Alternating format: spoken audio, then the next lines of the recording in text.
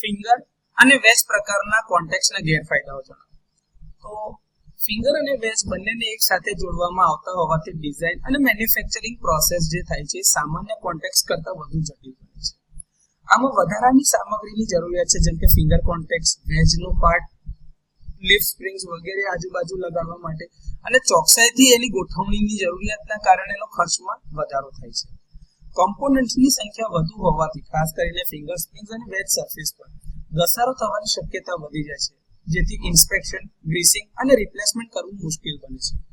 Finger અને veg બંને વચ્ચે સમાન દબાણ ન હોવાના કારણે કેટલાક ભાગોમાં લોકલાઇઝ હીટિંગ અથવા તો પિટિંગ થવાની શક્યતાઓ રહે છે, જેના કારણે ઘસારો ઝડપથી વધે છે. સિમ્પલ ફિંગર અથવા તો વેજ કોન્ટેક્ટની તુલનામાં કમ્બાઇન્ડ કોન્ટેક્ટ્સ માટે વધુ જગ્યાઓ જોઈએ છે.